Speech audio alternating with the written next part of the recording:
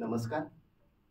इयत्ता 9वीचे विद्यार्थी सादर करीत आहे मराठी पाठ्यपुस्तकातील माधुरी शानबाग लिखित प्रीतम या पाठाचे अभिवाचन करीत आहे प्रेम पाटील, भूमिका चौधरी, दिव्या सावदेकर, भावेश मनोरे आणि विवेक थोरात. दुसरीच्या वर्गावरती मी नेहमीप्रमाणे हजेरी घेत होते. जोशी, कुलकर्णी, देशपांडे, पाटील या नामावलीत प्रीतम लुथरा हे वेगळे नाव माझ्या चटकन लक्षात आले. हजर एक किरकोळ मुलगा उठून उभा राहिला. किडकिडीत अंगकाठी, रया गेलेला युनिफॉर्म आणि खांदे पाडून दिनवाणे भाव चेहऱ्यावर असलेला हा प्रीतम मान खाली घालून हळूच माझ्याकडे बघत होता. त्याच्याकडे एक दृष्टिक्षेप टाकत मी पुढचे नाव उच्चारले. त्या वर्गाला मी पहिल्यांदाच वर्ग शिक्षिका म्हणून शिकवत होते. ते वेगळे नाव म्हणूनच माझ्या लक्षात राहिले.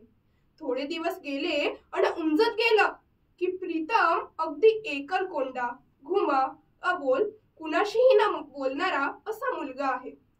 तो कधीही कुठल्याही उपक्रमांमध्ये भाग घेत नाही.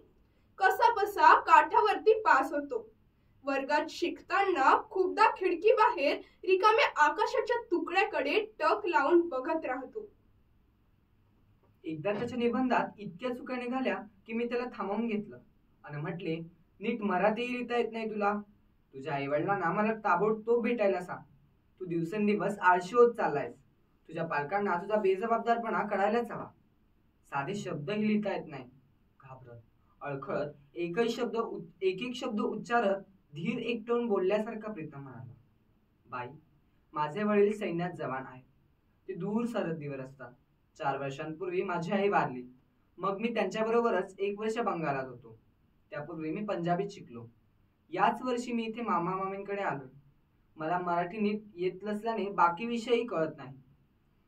तुला आणखी कोणी नातेवाईक नाहीत का? माझा आवाज आता एकदम खाली गेला होता. नाही बाई. मग तुझ्या मामांना मला भेटायला सांग. नको नको, माझ्याबद्दल तक्रार केली तर मामी खूप टाकून बोलतील. मग मामा मला मारतील. मी नापास झालो तर बाबांना सांगून ते मला बोर्डिंगात ठेवणार. तिकडे मुलांना खूप त्रास देतात. बाबांनी वारंवार विनंती केल्यामुळे मामा मामींनी मला ठेवून घेतलं. त्याचे बोलके डोळे आता भीतीने भरले होते. माझ्याकडे याचना करत होते.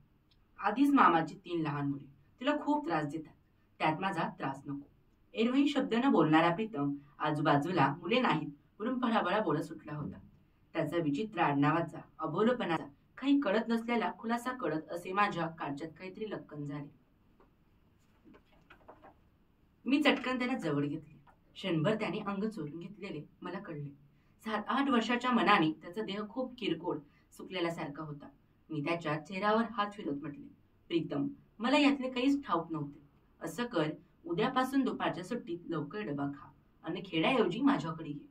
मी तुला मराठी शिकवेन आणि मग बाकी विषय तुला सहज समजतील. मी त्याला शिकवू लागले तसे तो मन लावून शिकू लागला. सुट्टीच्या दिवशी तो घरी यायचा. मी आणि आई दोघीच राहत होतो. मलाही वडील नव्हते. त्यामुळे पोरकेपणाचे काही समान धागे मला प्रीतम जवळ खेचत होते. त्याची भाषा सुधारली तसे इतरही विषय त्याला समजू लागले.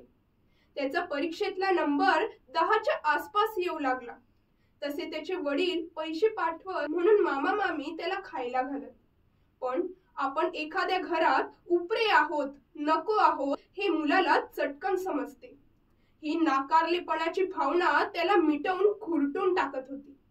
माझ्या 4 शब्दांनी अधूनमधून कुवाळल्याने त्याला जणू संजीवनी मिळाली. त्याची प्रकृतीही सुधारली. माझे कुठलेही काम तो आनंदाने करायचा. किंबहुना मी काम सांगितले तर ते त्याला फार आवडायचे. अधूनमधून एखादा खास पदार्थ मी त्याला द्यायची. वाढदिवसाला लहानशी भेट द्यायची. तेव्हा त्याचा आनंद वेगळाच आहे हे मलाही जाणवायचे. 2 वर्षांनी माझे लग्न ठरले. सुदैवाने त्याच गावात मी राहणार होते. फक्त लग्न दुसऱ्या गावी होते. शाळेतल्या मुलांनी मी जाण्यापूर्वी एक छोटासा समारंभ करून मला भेट दिली. मी जरी नोकरी सोडणार नव्हते तरी त्यांनी समारंभपूर्वक मला केळवण केले. वर्गातला मॉनिटर उभा राहिला. त्यांनी ज्या ज्या मुलांनी पैसे दिले त्यांची नावे वाचली. त्यात अर्थातच प्रीतमचे नाव नव्हते. प्रीतम उठून सावकाश माझ्या जवळ आला आणि त्यांनी लहानसे पुडके माझ्या हातात ठेवले. मी ते उघडले तर त्यात 2 हैदराबादी खड्यांच्या जुन्या बांगड्या होत्या. त्यातले 1-2 खडे पडलेले होते आणि सोबत एक स्वस्त उग्रवासाची अर्धवट भरलेली अत्तराची बाटली होती. त्या जुन्या बांगड्या बघून सगळी जण हसायला लागली. प्रीतम ओशाळवाना झाला. मी मुलांना दटावत चटकन त्या बांगड्या हातात चढवल्या अन अत्तराची बाटली उघडून मनगटावर लावली. वास घेतला अन हसणाऱ्या 1-2 जणांना वास दिला. बघा किती छान सुगंध आहे. माझ्या बोलल्यावर त्यांना हो म्हणावेच लागले. प्रीतमचा चेहरा उजळला. तो हळूच जवळ येत म्हणाला, बाई, माझ्याकडे पैसे नव्हते म्हणून माझ्या आईच्या वापरलेल्या बांगड्या अन अत्तर मी तुम्हाला दिले. तिची एवढीच आठवण माझ्यापाशी आहे. खास माझ्या स्वतःच्या गोष्टी आहेत त्या. मी चटकन त्याच्या केसावर हात फिरवत म्हटले, प्रीतम, तुझी भेट त्यामागच्या भावना मला कळाल्या. मला आवडली तुझी भेट. दुसरे कोणी असते तर तूही वाईट वाटून घेऊ नको. त्याच्या माझ्यातला अटूट धागा असा अधिकच चिवट होत गेला. मी कधी कधी त्याच्या वर्गाला शिकवत नव्हते, तरीही ते धागे फुलत आमच्यामध्ये नाते विणत राहिले. तो चांगल्या रीतीने मॅट्रिक झाला आणि मग हॉस्टेलला राहून 12वीच केली. त्याला NDA मध्ये प्रवेश मिळाल्याने त्याचे मला पत्राने कळवले. दरवर्षी त्याचे नव्या वर्षाच्या शुभेच्छा देणारे पत्र येई. मी माझ्या वाढत्या संसारात गुफटले होते, त्यामुळे उत्तर पाठवेनच असे नव्हते, पण तो अगदी काटेकोरपणे होता. ट्रेनिंग संपून सेकंड लेफ्टनंट म्हणून तो नियुक्त झाला. पासिंग आउट परेडसाठी त्याने मला पुण्याला यायला विशेष निमंत्रण दिले. जायची याची तिकीटही पाठवले. मी गेले. स्टेशनवर फुले घेऊन उभा असलेला प्रीतम इतका देखणा भरदार दिसत होता की मीच आता त्याच्या खांद्याखाली येत होते.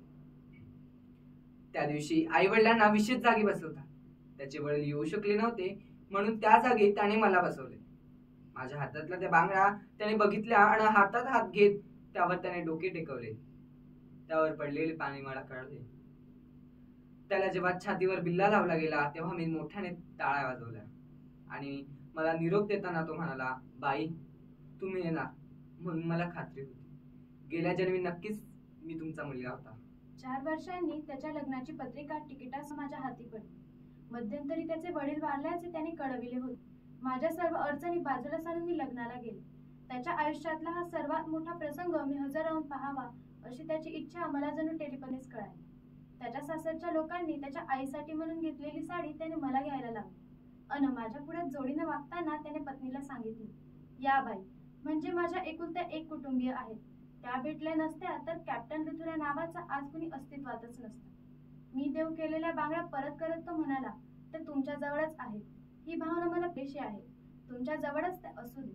केव्हाही मुलगा म्हणून हाक मारा, मी धावत येईल. कॅप्टन प्रीतम लुथरा. धन्यवाद.